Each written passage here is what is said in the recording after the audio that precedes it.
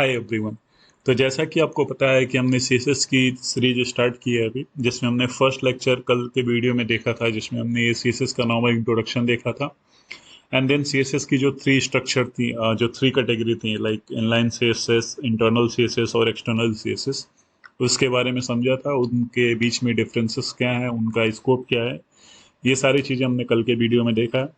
तो आज की वीडियो स्टार्ट करने से पहले अगर आपने वो वीडियो नहीं देखी है तो प्लीज़ आप वीडियो को वॉच कीजिए। और वीडियो सीरीज अगर पसंद आ रही है तो प्लीज़ वीडियो को लाइक कीजिए, उस पर कमेंट कीजिए, चैनल को सब्सक्राइब कीजिए और बेल आइकन को प्रेस कीजिए, ताकि जब भी कोई नया वीडियो चैनल पे आएगा तो सबसे पहले नोटिफिकेशन आपको रिसीव होगी।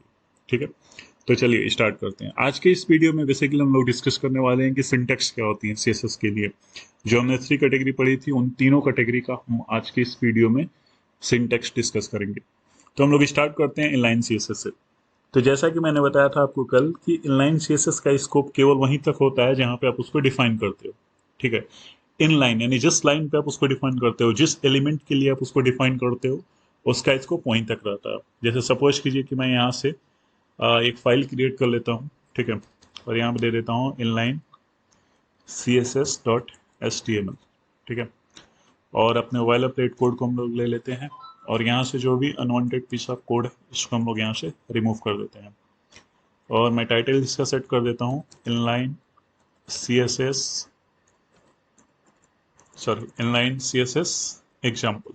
ठीक है, और बाकी मैं क्या कर रहा हूँ यहाँ पे मैं क्या कर लेता हूँ, मैं कुछ रैंडम टेक्स्ट ले लेता हूँ और उसके लिए हम लोग जाएंगे अपने लोरम इम्सम वेबसाइट पे, जो कि एक रैंडम टेक्स्ट जनरेटर वेबसाइट है।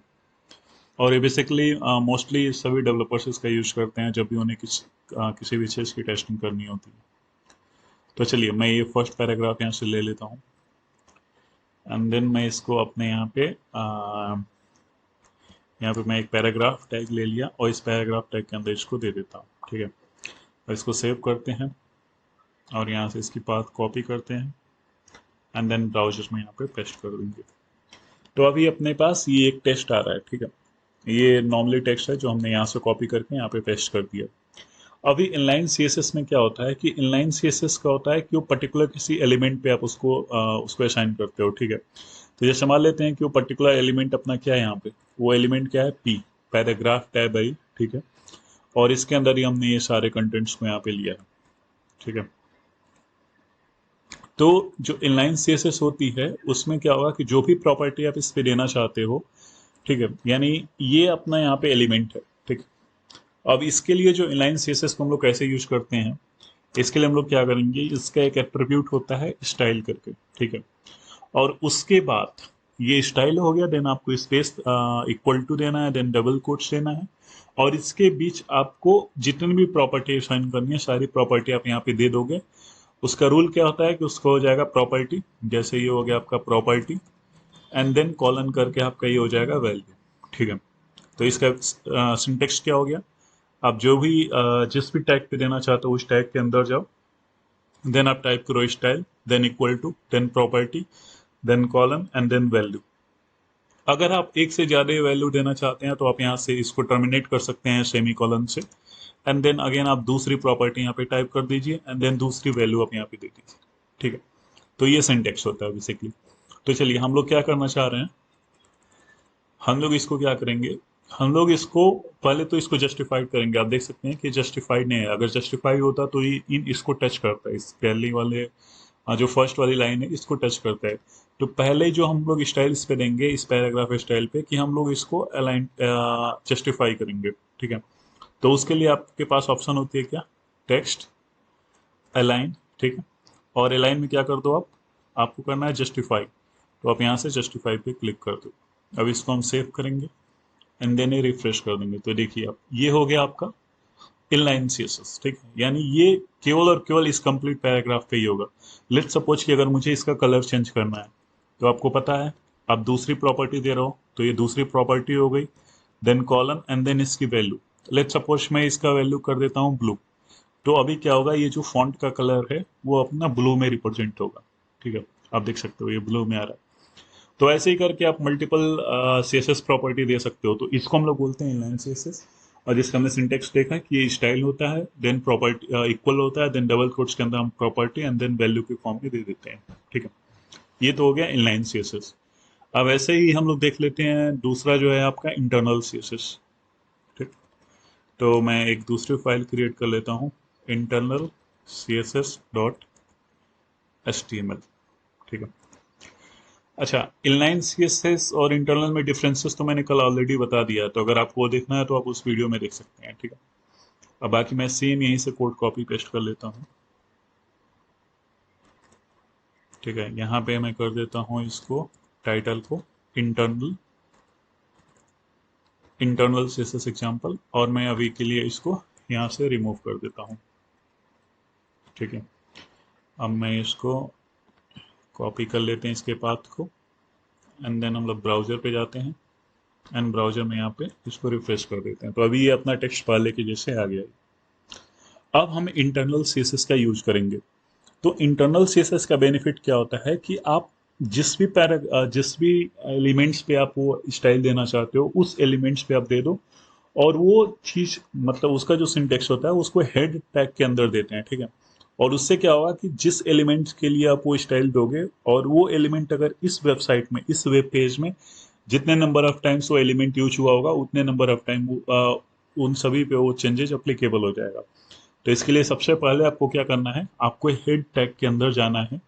ठीक है, excuse me guys, and then यहाँ पे आपको एक स्टाइल टैग लेना है। ठीक है, अब इस स्टाइल के अंदर आपको क्या करना है, वो एलिमेंट जिसके ऊपर आप वो अप्लाई करना चाहते हो वो स्टाइल। ठीक है, तो लेट सपोज कि मैं एक काम करते हैं, हम लोग एक और पैराग्राफ यहाँ पे ऐड कर लेते हैं। ठीक है, और यहाँ पे मैं नॉर्मली दे देता हूँ, दिस इज सेकेंड पैराग्राफ। ठीक है, मान लेते हैं अपना सेकेंड पैराग्राफ है। तो अभी क्या होगा कि अभी ये इस वेब पेज के अंदर हमारे पास दो पैराग्राफ रेडी हैं। ठीक है, अगर आप इसको रिफ्रेश करते हो यहाँ से, तो आप देखोगे यहाँ पे दो पैराग्राफ अभी आपका आ गया।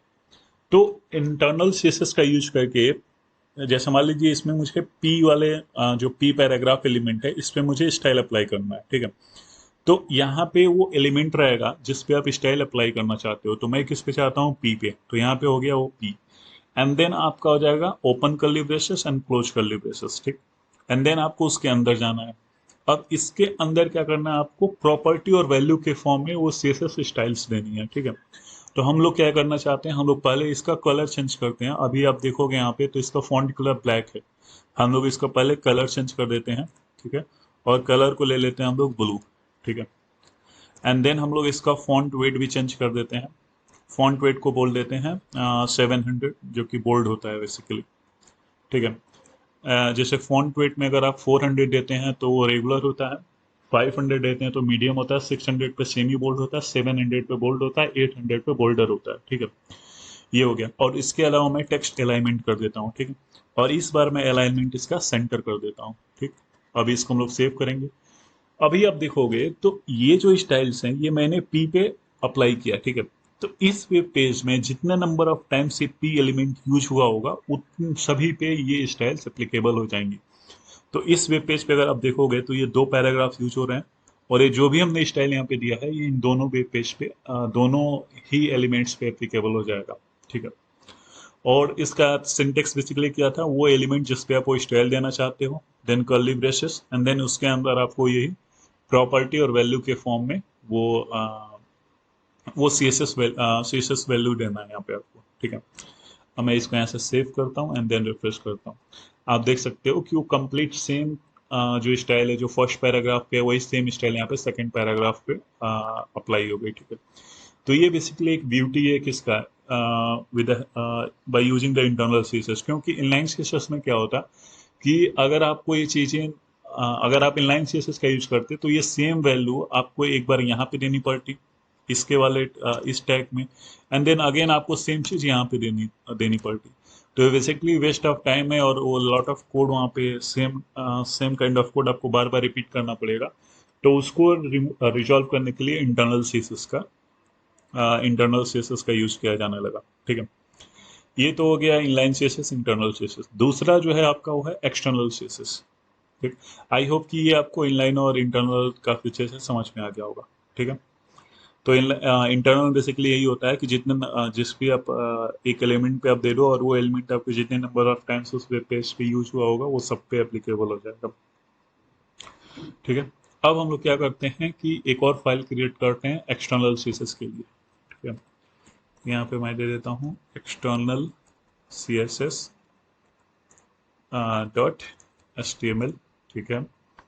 एंड देन यहाँ पे हम अपने वाइलर प्लेट कोड को लेते हैं, इसका टाइटल मैं चेंज कर देता हूँ एक्सटर्नल CSS एग्जाम्पल्स। ठीक है। और ये जो अनवांटेड पीस ऑफ कोड है उसको यहाँ से हम लोग रिमूव कर देते हैं। ओके। अब क्या करना है हमें कि एक चीज हो गया ये, और ठीक है, एक चीज और, ये इंटरनल सीएसएस में ही ना मैं एक और पैराग्राफ ऐड कर लेता हूँ यहाँ पे। ठीक है। और यहाँ पे दे देता हूँ मैं क्लिक मी। ठीक है। मैं इसको सेव कर देता हूँ एंड यहाँ पे मैं इसको एक बार रिफ्रेश करता हूँ तो ये देखो क्लिक मी आ रहा है। अभी मुझे इस पे एक href करके मैं क्या कर देता हूँ, मैं ये आ, अपने पास एक पैराग्राफ डॉट एचटीएमएल फाइल है जो ओल्ड फाइल है, मैं क्या कर रहा हूँ इस वाले को यहाँ पे लिंक कर दे रहा हूँ इससे। ठीक है। तो यहाँ पे मैं क्या यूज करूँगा, ताकि मेनली मेरा मोटिव एक्सटर्नल सीसेस को एक्सप्लेन करने का है, जो कि मैं इसका यूज करके हम लोग उसको अच्छे से एक्सप्लेन कर सकते हैं। तो मैं यहाँ पे अपना पैराग्राफ डॉट एचटीएमएल फाइल जो है, पैराग्राफ डॉट एचटीएमएल फाइल इसको मैं दे देता हूँ एंड देन इसको क्लोज हम कर देते हैं क्लिक मी के बाद। ठीक है। तो इसको सेव कर दिया हमने यहाँ पे। जैसे मैं इसको रिफ्रेश करता हूँ, ये क्लिक मी पे जैसे मैं क्लिक करूंगा तो मुझे वो नेक्स्ट पैराग्राफ ओपन हो जाएगा। अब यहाँ पे आप एक चीज एक देखो, हमने यहाँ पे इंटरनल सीसेस का यूज किया। ठीक है। अब जैसे मैं यहाँ पे क्लिक कर रहा हूँ तो ये जो मेरा पैराग्राफ डॉट एचटीएमएल फाइल है, अगर मैं आपको यहाँ पे दिखाऊं तो इसमें भी तो मेरा पी टैग यूज हो रखा है ना, 1 2 3, टोटल 3 पी टैग यूज हो रखे हैं पैराग्राफ टैग। तो ये स्टाइल जो है जो कि हमारा यहाँ पे आ रहा है पैराग्राफ टैग के लिए, जैसे मान लीजिए आपका यहाँ पे भी तो ये पैराग्राफ ही टैग है ना, ये भी पैराग्राफ टैग है, ये भी पैराग्राफ टैग है और ये भी पैराग्राफ टैग है।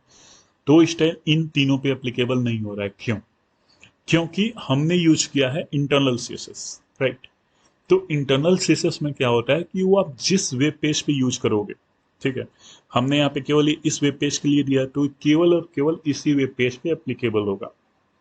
अब दूसरा ऑप्शन क्या हो सकता है कि ये सेम चीज अगर आपको करना है तो आपको अगेन पैराग्राफ में जाना पड़ेगा और यहाँ पे हेड के अंदर अगेन आपको ये इंटरनल के अंदर ये जो हमने ये प्रॉपर्टी दी है ये स्टाइल टैग के साथ, ये अगेन आपको ये कोड कॉपी पेस्ट करना पड़ेगा या आपको टाइप करना पड़ेगा इसके अंदर भी।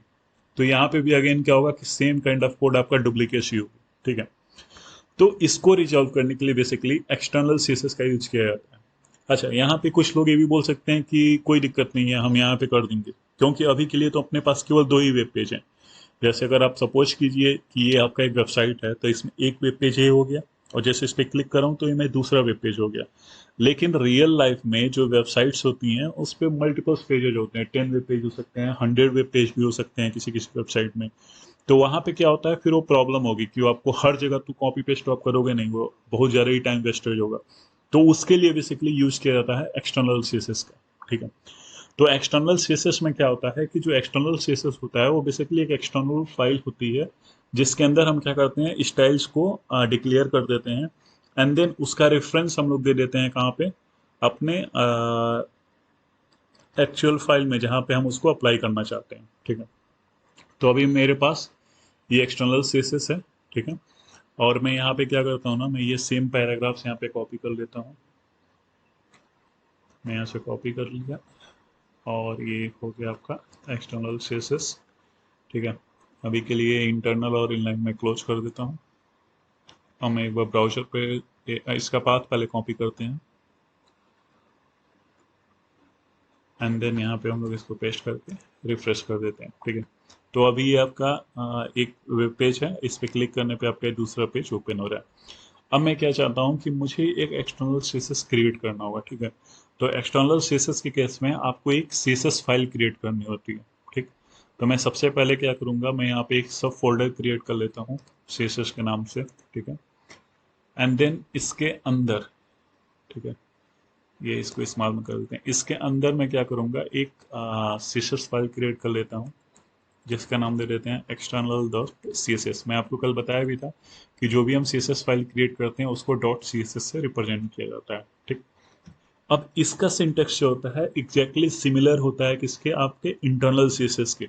जैसे अगर आपको याद होगा तो इंटरनल सी एस एस में हमने क्या किया था कि हम इसके अंदर गए थे, हेड टैग के अंदर गए थे, देन वहाँ पे हमने स्टाइल एट्रीब्यूट का यूज किया था, और स्टाइल के अंदर हम क्या कर रहे थे कि जो भी एलिमेंट पे हम अप्लाई करना चाहते हैं, अभी के केस में हम क्या करना चाह रहे हैं कि इस दोनों वेब पेज में जो paragraph dot H T M L है और external C S S dot H T M L है, इस दोनों वेब पेज में जितने भी नंबर ऑफ पैराग्राफ यूज हुए हैं वो सब पे हमें एक कॉमन स्टाइल अप्लाई करना है, ठीक है।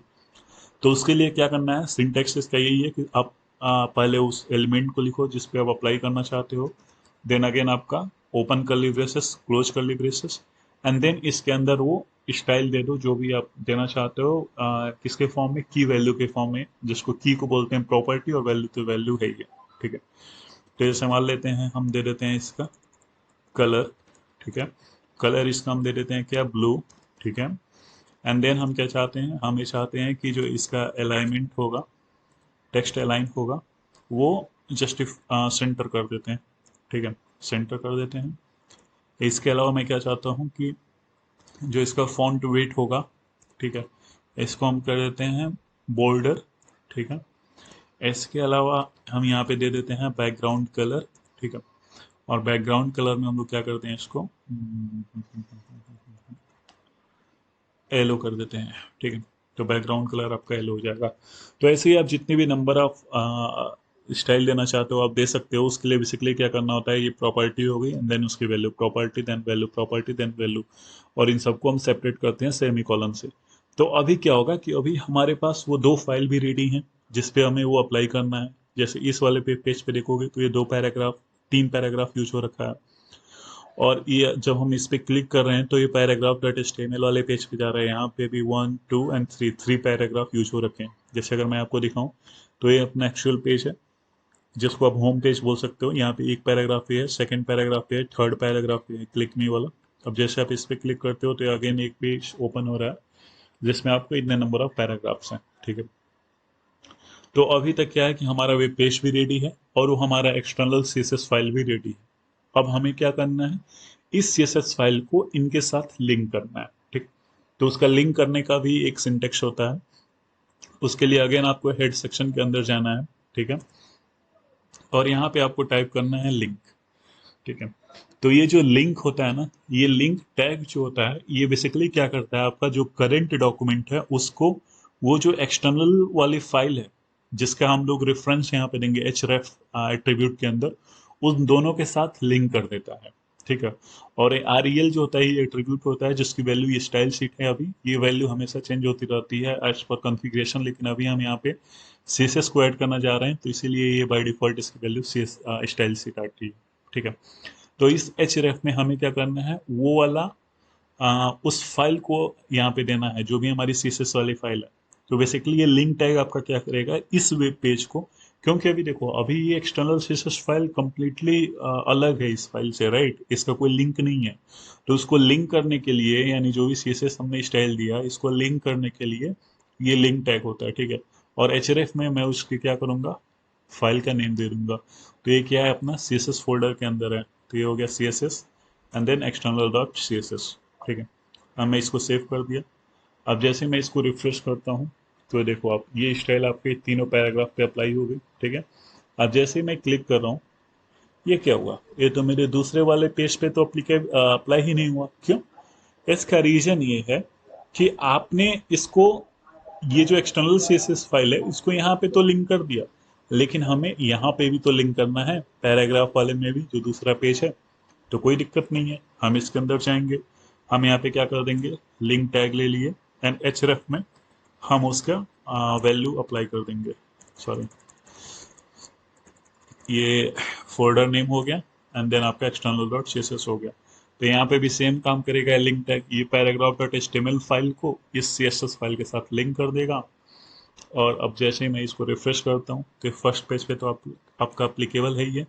जैसे मैं नेक्स्ट पेज पे क्लिक करता हूँ तो आप देख सकते हो कि इस वेब पेज पे भी जितने भी पैराग्राफ्स थे आपके, जैसे फर्स्ट पैराग्राफ है, सेकंड पैराग्राफ है, थर्ड पैराग्राफ है, ये तो प्री टैग है, ठीक है, तो इस प्री टैग था आई गेस, हाँ ये प्री टैग है तो इसीलिए इस पे एप्लीकेबल नहीं हुआ, ठीक है। तो बाकी ये जहाँ जहाँ पे भी पैराग्राफ टैग यूज हो रखा होगा उस वेबसाइट पे, वो उन सब पे एप्लीकेबल हो जाएगा। तो ये एक्सटर्नल सीएसएस का इंपॉर्टेंस इस केस में होता है कि जब आपके पास more than one web page हो और आप सिमिलर काइंड ऑफ एलिमेंट्स पे सिमिलर काइंड ऑफ कॉन्फ़िगरेशन या सिमिलर काइंड ऑफ स्टाइल आप देना चाहते हो, तो उस केस में हम लोग एक्सटर्नल सीएसएस का यूज करते हैं। तो आई होप कि आपको ये काफ़ी अच्छे से समझ में आ गया होगा। हमने इसका सिंटेक्स पहले देखा, देन हमने उसका एग्जाम्पल भी देखा, आज भी हमने ये देखा कि उसका डिफरेंट डिफरेंट स्कोप क्या है, इनलाइन सीएसएस का, इंटरनल सीएसएस का एंड एक्सटर्नल सीएसएस का। और आई आस और आशा करता हूँ कि आपको ये काफ़ी अच्छे से समझ में आई होगी। बाकी मिलते हैं नेक्स्ट वीडियो में। Till then take care, bye bye. Thank you guys, thanks for watching, and if you really like this video then please do like, comment, share and subscribe.